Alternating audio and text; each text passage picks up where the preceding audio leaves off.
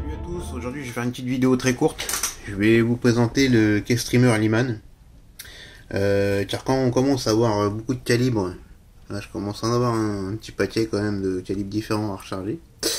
Donc j'ai investi dans le Keystreamer Liman. Car avant, j'utilisais toujours ça. Ça c'est très bien, franchement c'est très bien, mais quand on commence à avoir beaucoup de calibres, ça revient presque aussi cher d'acheter ça que à force que d'acheter un Keystreamer. Donc c'est vrai que c'est un peu cher. Moi je l'ai payé 115 € chez mon armurier, mais bon après avec ça on est tranquille, hein. Sur la boîte du Keystreamer, ils font voir tous les calibres qu'on peut recharger avec, c'est universel. Il y a que le 12.7 qu'on peut pas recharger avec ça.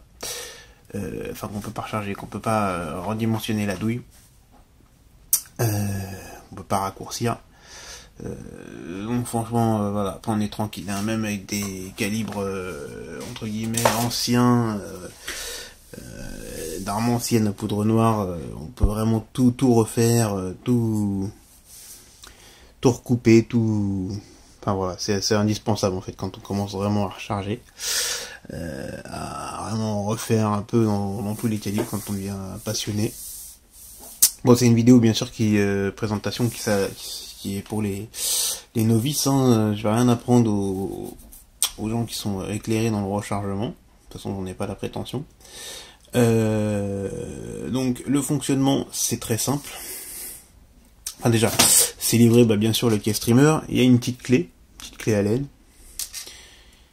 Et des petits tétons en fait qui viennent maintenir le collet quand on recoupe la douille. Voilà, à différentes tailles pour les différents calibres qu'on a vu sur la boîte.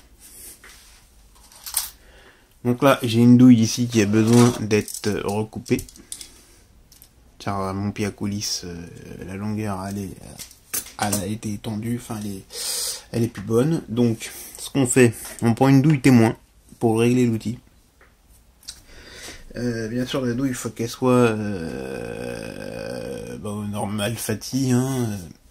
Moi c'est du 222, je sais plus à combien il fallait qu'elle soit. Enfin, le pied à coulisse il est calibré dessus, donc celle-là elle est bonne. Voilà, donc pour régler mon appareil, c'est une chose très simple. Hop. Bon là moi il était déjà réglé, mais je vais vous le redérégler devant vous. On vient de mettre notre douille ici dans le petit shell holder du Keystreamer. Hop. On tourne ce truc là. Enfin, le shell holder. On n'appuie pas comme un fou. Ça maintient la douille en place. Pour éviter qu'elle bouge dans tous les sens. Ensuite, on vient placer. Hop là, je le tourne un peu pour ça plus facilement. On vient placer en butée notre tuteur sur le collet de la douille. Hop, ça. Tout simplement, ça peut se régler, même micrométrique, mais bon, comme il était déjà réglé, je vais pas trop y toucher. J'ai une petite série en 222 à faire.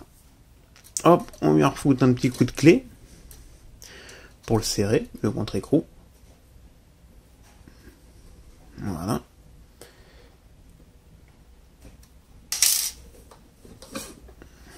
Voilà, donc là on a notre Keystreamer qui est calibré sur du 222. Hop. Là, je mets ma douille à raccourcir. Je la bloque. Bon, normalement, il faut le fixer, le Keystreamer, sur l'établi, hein. Il y a des trous prévus à cet effet. Mais moi, comme il est pas très grand, mon établi, je vais pas le fixer. Donc c'est sûr, ça bouge un peu. Et je le range quand j'ai fini de m'en servir. Donc voilà quoi. Voilà, là on a notre douille qui est recoupée. Hop. On récupère la douille. Et on vient ébavurer. Par la même occasion, j'en ai profité à changer le petit outil pour ébavurer les douilles. Je dois voir celui-là que j'avais, le lit d'origine qui est là. Qui est bien meilleure manufacture que le lit qui est fourni dans le kit Lee Challenger. Avec ça, franchement, voilà, hein. Il n'y a pas photo. C'est du vrai matériel. Ça pareil, hein, les gens qui rechargent depuis longtemps, je vais rien leur apprendre, hein, comment ça marche. C'est juste une petite présentation, on va dire. Et voilà, là j'ai une douille qui est ébavurée, recalibrée. Et là, au niveau du pied à coulisse, on est bon. Voilà, voilà, donc c'était pour la petite présentation. C'est vrai que c'est pas donné, mais c'est quand même bien pratique quand on veut vraiment recharger, quand on a l'intention de recharger plein de calibres différents. Voilà, voilà, si vous avez des questions, n'hésitez pas. Allez, à plus pour de prochaines vidéos, ciao!